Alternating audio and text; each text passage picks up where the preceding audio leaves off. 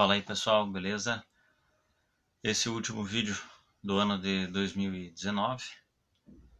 Falei bastante sobre futebol nas últimas edições aí, justamente porque o momento pedia, né? Estávamos nos aproximando aí de decisões muito importantes e situações do futebol também demandavam alguma análise interessante a ser feita. Mas agora eu vou encerrar falando sobre a NBA, sobre basquete de uma forma geral e sobre um grande ídolo, um grande nome da história do esporte brasileiro, Oscar Schmidt. Meu propósito nesse canal é justamente falar de fatos históricos, personalidades históricas, tentar eventualmente trazer alguma luz, alguma visão diferente, um ponto de vista, às vezes de coisas que não são ditas,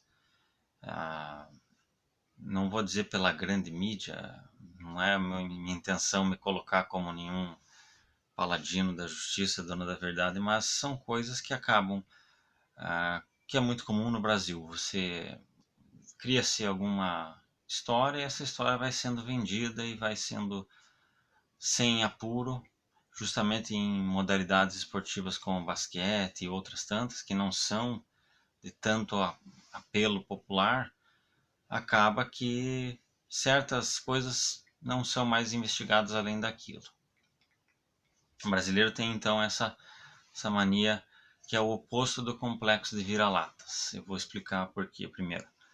O complexo de vira-latas, que eu falo bastante naquele vídeo do Rubinho ou Felipe Massa, em outros momentos também dos meus vídeos eu falei sobre isso. Então o brasileiro tem aquela mania de algo que é seu, algo que é do seu dia a dia, da sua cultura, se não for o melhor, se não for superior a tudo e todos, é automaticamente um lixo. Não vale nada, é uma vergonha. Porém, isso dá vazão para uma segunda coisa que eu acho tão grave quanto e às vezes até pior. Não tendo como comprovar se é o melhor ou não, cria-se uma fantasia, e nessa fantasia define-se e decide-se o que e como. Exemplo, quem inventou o avião foi Santos Dumont. O brasileiro fala isso e ai de quem discordar. Quem discordar é que não sabe nada. Tal jogador, tal piloto, né? O Senna, eu sou fã do Senna, já falei sobre isso, mas aí cria-se o seguinte: não, se ele não tivesse morrido, ele teria ganhado tanto e tanto, sem qualquer análise do contexto histórico. Se fulano não tivesse selecionado, se fulano tivesse feito tal coisa, se fulano tivesse ido lá e para cá, seria assim assado. Então, por que falando de Oscar Schmidt? Oscar, e ele fomentou essa história, a questão da NBA. Né? Por que o Oscar não foi para a NBA? Ele disse isso, né? Ele pôs isso como fato. Eu não fui para a NBA porque se eu fosse, eu não mais poderia jogar pela seleção brasileira. E eu decidi recusar, esse é o termo, recusar a NBA para poder continuar jogando pela seleção brasileira. Então, assim como naquele vídeo em que eu falo da aposentadoria, a primeira aposentadoria do Michael Jordan, em que a história é que ele se aposentou porque a morte do pai dele o abalou demais e ele quis realizar o sonho do seu pai indo jogar beisebol. Abandonou o sonho de seguir batendo recordes na NBA para poder realizar um sonho de infância e sonho do seu pai. Então a história do Oscar é essa. Eu não fui para a NBA porque eu queria continuar jogando pela seleção brasileira. Isso tem fundo de verdade, lógico. E tem sim uma razão. Se naquele momento ele jogasse na NBA, ele de fato não mais poderia atuar pela seleção brasileira, pelo menos durante aquele período. Eu vou explicar por que, pelo menos durante aquele período.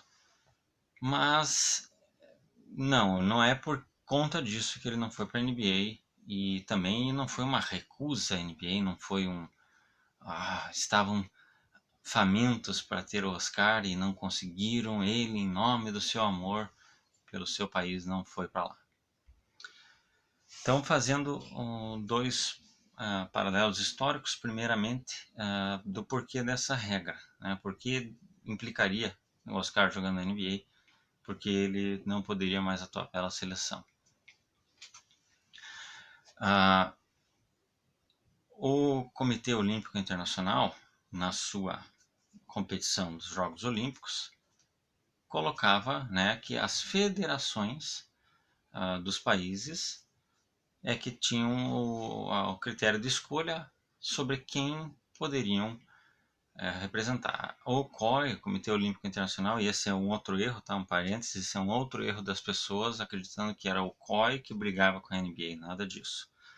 Então o COI determinava que as federações, né, as representações do basquete nos seus países é que tinham esse poder, essa indicação, atletas que poderiam jogar. O USA Basketball e a NBA nunca foram juntos, nunca trabalharam juntos, sempre foram coisas paralelas. Para tentar elucidar isso um pouquinho, é mais ou menos como lá naquela Copa União, onde houve a briga, né, que até hoje perdura, embora o STF tenha determinado que o esporte é o campeão, mas só fazendo esse parênteses, o Clube dos 13 versus a CBF. Então, entre aspas, seria isso. O USA Basketball equivale à CBF e o Clube dos 13 é a NBA.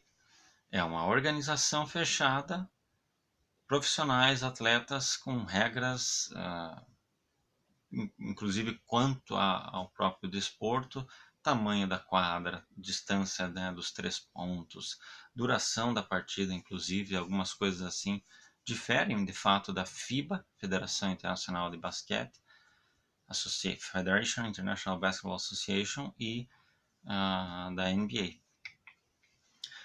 E por lá atrás não ter essa parceria, foi ficando, foi ficando, foi ficando. No ano de 1986, já havia sido feita uma primeira proposta para que os jogadores da NBA pudessem participar do USA Basketball. Mas essa votação foi perdida. Houve falta de vários conselheiros e, por conta dessa inúmera abstenção de votos, acabou-se que aqueles contrários à participação dos atletas da NBA no USA Basketball tiveram mais votos do que os da NBA. Por que é importante essa data? Porque 86 antecede a famosa final dos Pan-Americanos de 87 e também a final dos Jogos Olímpicos de 88. Outra coisa que é dita é justamente que aquela vitória do Brasil sobre os Estados Unidos é que fez, em 87, que fez com que eles decidissem, não, vamos mandar os atletas da NBA, chega, né? Porque até então quem representava eram jogadores universitários ou aqueles jogadores que haviam sido draftados pela NBA, mas ainda não tinham começado a jogar. O Jordan, por exemplo, joga a Olimpíada de 84, ano no qual, poucos meses depois, ele iniciaria na NBA. Então, não foi aquele o estopim, não foi aquela derrota. Aquela derrota não teve uma proporção tão grande. Se houve uma derrota que teve uma proporção que influenciou nisso, foi a derrota na final da Olimpíada de 88 para a União Soviética, que além da derrota em si, tinha todo aquele fator político. Vocês sabem, a União Soviética e Estados Unidos, durante décadas, né, a tal da Guerra Fria, os blocos econômicos e tudo mais. Até chegar naquele momento, 90, 91, em que os atletas da NBA participaram, então, da Olimpíada de 92, e a história a gente conhece bem como foi aquela Olimpíada, o Dream Team. Então não é porque eles perderam que eles decidiram mandar os grandes atletas, nem tampouco o COI decidiu quebrar a regra por conta de perceber que seria mais atrativo. Nada disso. Segundo ponto histórico que é importante a gente falar agora, e acho que vai ser o fundamental para entendermos por que de fato o Oscar não foi para a NBA. Então, o Oscar é nascido em 16, não me lembro se é 16 ou 26, 16 de fevereiro de 1958. Por que é importante a data do nascimento dele? Porque um ano depois nasceram Magic Johnson e Larry Bird. Em 59 nasceram esses dois craques que foram responsáveis por uma NBA ressurgir e, de certa forma, ficar nesse patamar que nós encontramos hoje a partir deles. A NBA teve seus altos e baixos durante muitos momentos. Um dos momentos mais baixos foi ao final da década de 70. No ano de 1979, esses dois jogadores, Johnson e Bird, foram draftados, foram escolhidos pelos seus times Los Angeles Lakers e Boston Celtics, os dois maiores times da NBA de todos os tempos. Eles já vinham sendo muito vistos quando, pelas universidades de Michigan e Indiana, fizeram a final. Então eles já eram realidades. São dois jogadores que foram as duas primeiras escolhas, que disputaram o prêmio de Rookie of the Year e dividiram MVPs, né, ao longo dos anos 80. Eles já foram escolhidos em 79. O Oscar ele participa do draft da NBA em 84. Portanto, a gente já tem aí um gap de 5 anos. 6, considerando que o Oscar é um ano mais velho que esses dois caras. Ele foi draftado no ano de 84, quando tanto Johnson quanto Bird já eram campeões da NBA, já haviam vencido prêmios, né? O Magic Johnson MVP das finais, o Bird já tinha 2 MVPs na bagagem e tudo mais. Já eram dois ícones, dois mitos da NBA naquele momento. E o Oscar participa do draft de 84, aos 26 anos. Nesse mesmo draft, só para vocês terem uma ideia, quem participou do draft? Hakeem Olajuwon foi a primeira escolha. Michael Jordan foi a terceira. Charles Barkley a quinta e John Stockton a 12ª. São 4 dos maiores jogadores da NBA 80, 90 e de todos os tempos também. E eles ficaram, esses 4 caras, entre as 12 primeiras escolhas. Houve alguns outros bons atletas ali, inclusive Sam Bowie, que foi escolhido à frente do Michael Jordan pelo Portland Trail Blazers, não teve uma grande carreira de fato. Oscar participa desse mesmo draft. Porém, ele foi a escolha de número 131. Terminadas 5 rodadas, cada time escolhe um jogador uma vez, depois mais uma terceira, uma quarta, uma quinta. Na sexta é que a época New Jersey Nets, hoje Brooklyn Nets, escolheram o Oscar. Por aí a gente já vai vendo que esse recusar a NBA não tem por si só muito sentido.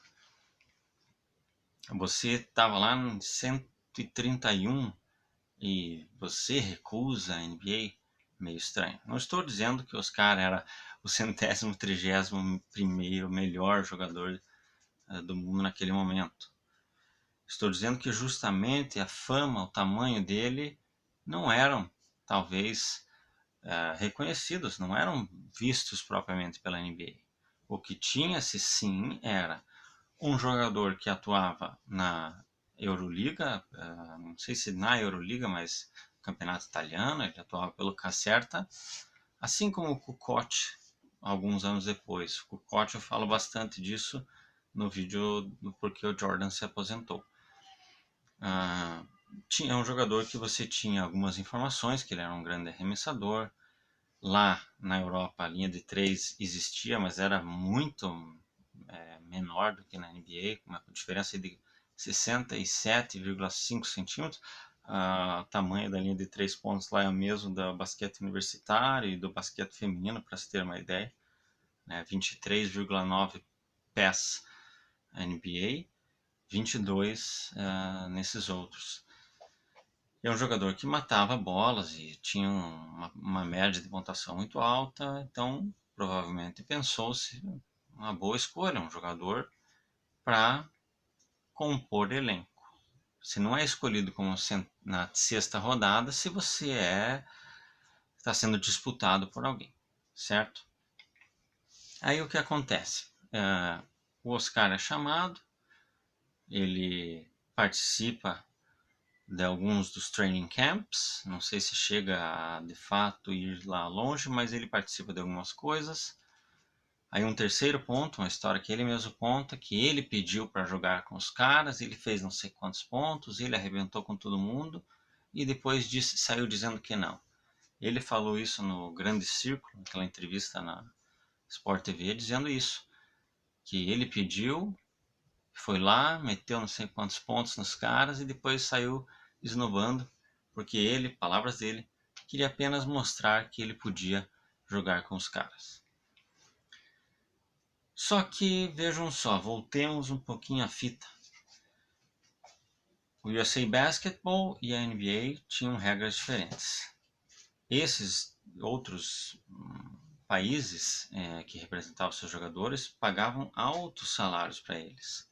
Oscar, atuando na Itália, vejam só, ganhava à época um salário de 300 mil dólares anuais. Eu já li também alguns artigos falando em 500 mil dólares anuais. Não posso apurar precisamente, porque tanto esses dois artigos que eu já li sobre isso eram artigos de americanos analisando Oscar, falando bastante positivamente dele, mas dando esse como um fator primordial para que não tinha, né, a NBA como competir com as ligas europeias, a busca por esse jogador dada a diferença salarial. Quanto ele iria ganhar, qual era o propósito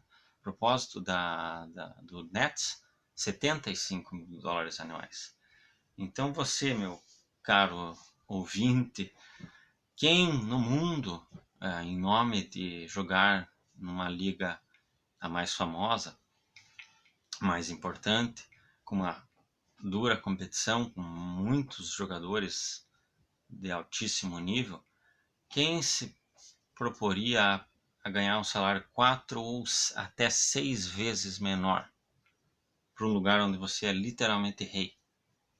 Esse é o primeiro ponto e acho que talvez o fundamental para o qual o Oscar não foi para a NBA.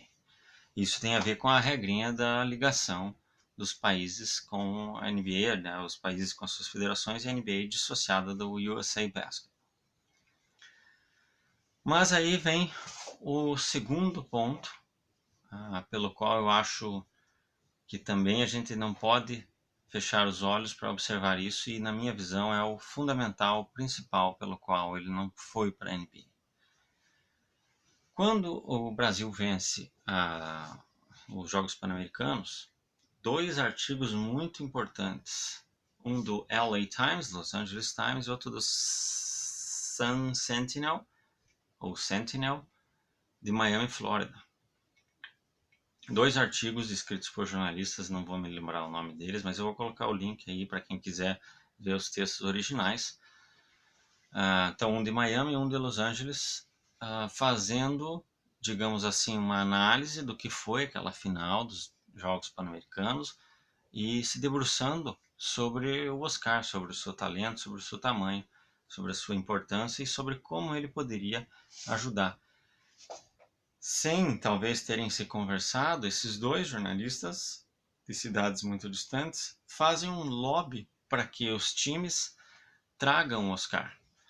O de Sun Sentinel de Flórida pede para que ele venha para o Miami Heat. Nós estamos aí em 87 para 88, o Miami Heat estrearia na temporada seguinte, 88-89. Foi o período da expansão. Eu falei um pouquinho disso no vídeo das franquias da NBA versus clubes brasileiros. Então, o Miami Heat é um time que começou 30 anos atrás e agora, hoje tem um tamanho gigantesco, mas a época era um time que estava vindo e que precisaria, né, de jogadores para poder se firmar. Esse jornalista fala, contratem o Oscar. Só que esse jornalista já pondera algumas coisas. Por exemplo, eu nunca tinha ouvido falar de Oscar, diz ele. Ele até faz algumas piadas, aqueles mais doídos com os americanos não vão gostar. Ele fala assim, o Brasil nos deve dinheiro, né? Nós estávamos numa época do Sarney, moratória internacional, então traz aí o Oscar para nós como forma de pagamento. Ele também faz algumas piadas com o fato do sobrenome dele ser Schmidt, né? Oscar, o nome já é diferente, o nome é americano. E Schmidt, ele fala, você nunca imaginaria que esse é o nome de um brasileiro, e ele até cita versos da versão em inglês de Garota de Ipanema. Então muita gente talvez se doesse com isso. Mas ele fala justamente que é um cara que tinha um bom arremesso, um cara que poderia provocar a torcida no bom sentido, que poderia trazer alguns holofotes para Miami. Então Miami Heat precisava do Oscar precisaria do Miami para poder deslanchar. Ele não fala, ele fala até, ele tem um contrato com os Nets que draftaram ele, não sei como é que está essa situação, se ele pode jogar por outra franquia. Por aí vocês vão vendo como o nome do Oscar ainda era uma coisa nebulosa, digamos assim, né?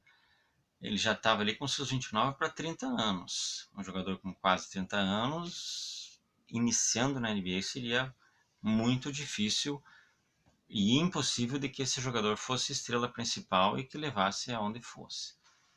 E esse outro jornalista vai na mesma linha, do LA Times, vai na mesma linha e chama atenção para algumas coisas, alguns depoimentos de pessoas, de treinadores, inclusive é o cara dos Nets que eu trouxe à época, apontando para um fato que muitos da torcida brasileira sabem, verdade.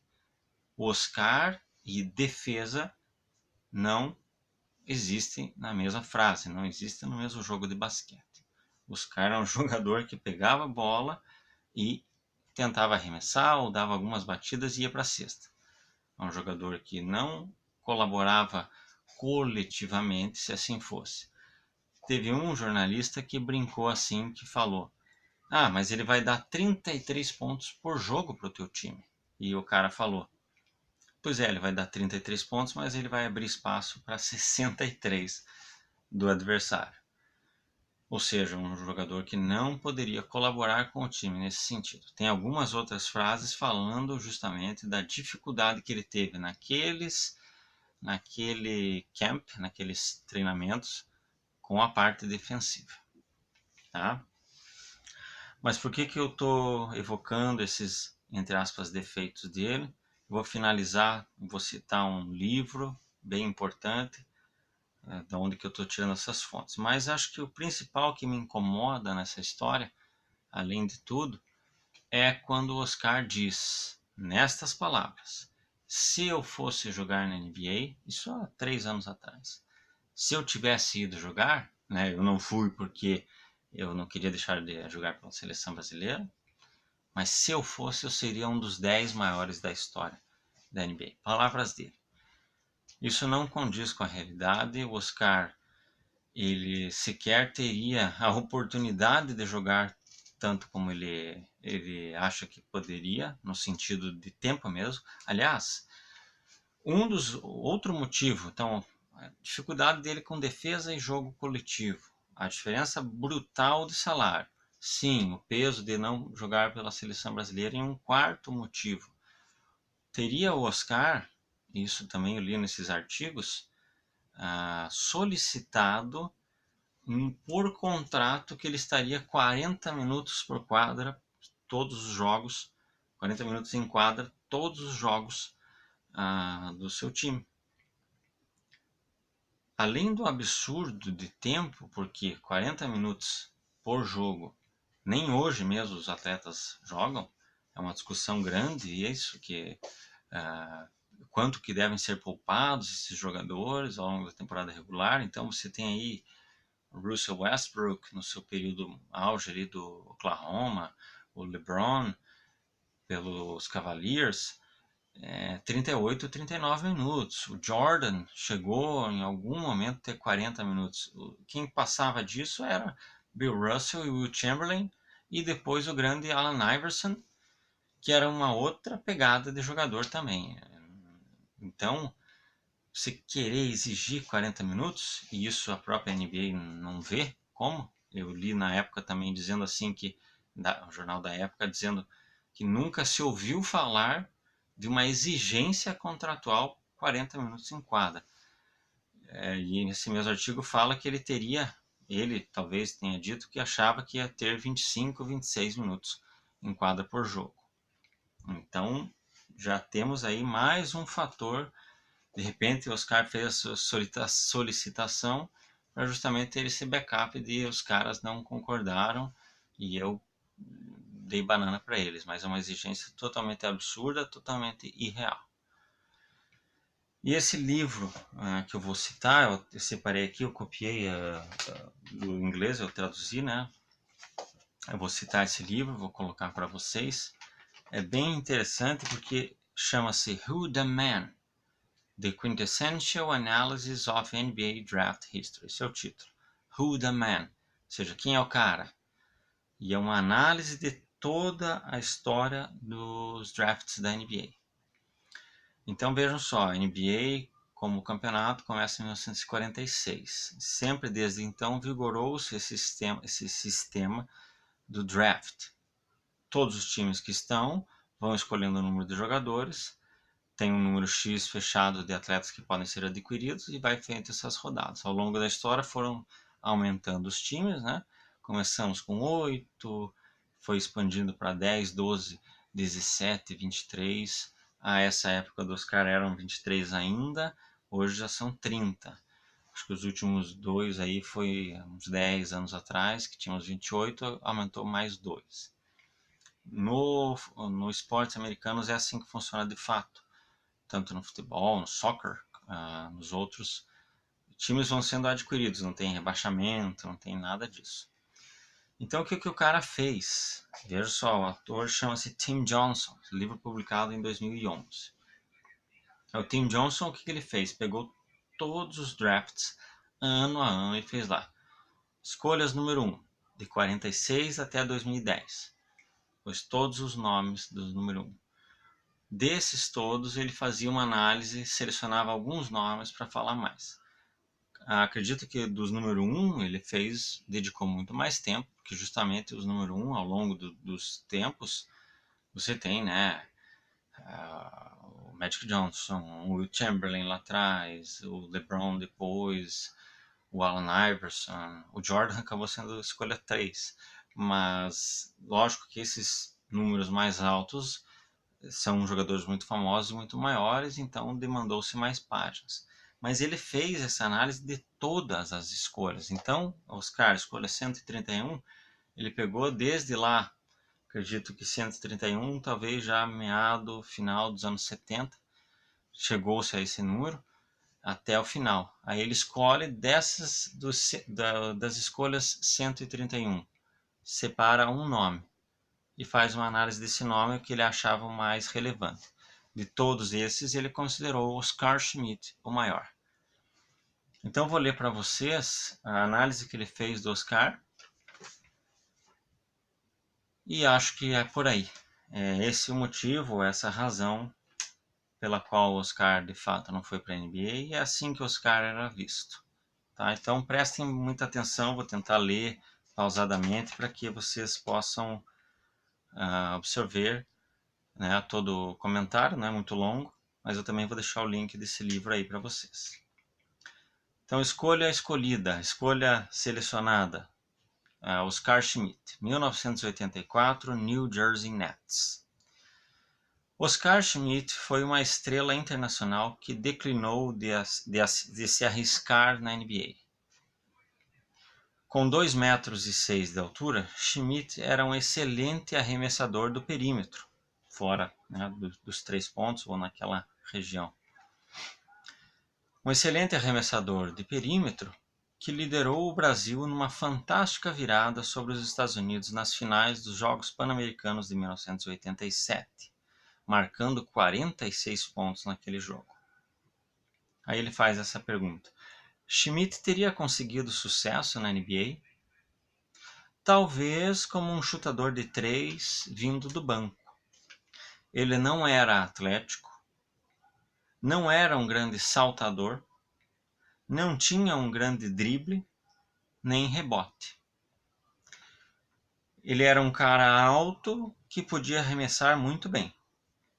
E aí ele faz essa analogia muito parecido com o Johnny Rodgers, escolhido em 1986 pelo Sacramento Kings.